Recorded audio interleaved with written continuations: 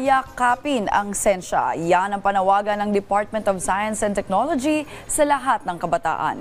Ito raw kasi ang magbibigay ng solusyon sa mga suliraning kinakaharap natin ngayon. Si Rod Lagusad sa detalye. Critical thinking. Ito ang nais na mahasa ng Department of Science and Technology pagdating sa mga kabataan. Ayon sa DOST, para makamit ito, kailangan ng resources gaya ng laboratory, guidebooks at pagpapabuti ng kakayahan ng mga guro.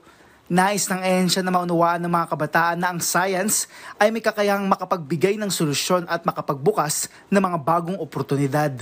Everything starts with falling in love with the problem and not the solution. When we provide solutions and to open opportunities, we need to address the real world problems so that we can develop real world solutions. Yun yung focus natin ngayon. Binigyang din ng kalihim na mahalagang bahagi nito ang pagtutulungan para matugunan ang mga mahalagang isyong kinakarap ng ating lipunan. At kasabay ng patuloy na pagikayat ng kaagawaran sa mga kabataan na maging interesado sa science, tampok pa rin sa ikalawang taon ng National Youth Science, Technology and Innovation Festival o NYSTIP ang iba't ibang innovation na layong ipakita ang benepisyong hatid ng science.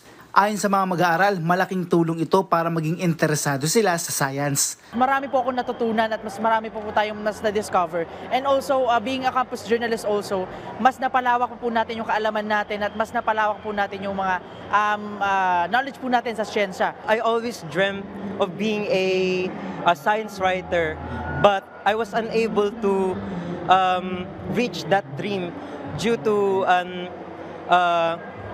low accessibility. With this national event po, I was able to explore more out of my comfort zone in campus journalism. Ayon sa DOST, may mga programa para tulungan ng mga kabataan.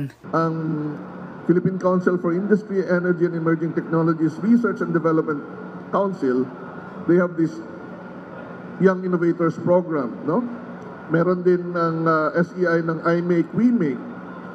Meron ding mga programa with colleges and universities. Most importantly, we wanted to highlight entrepreneurship, and age does not matter. Magtatagal ang NYSTIP hanggang Sabado sa PICC Forum Tent at may mga aktibidad pang nakahanda para sa mga hahabol dito. Rod Lagusad para sa Pambansang TV sa Bagong Pilipinas.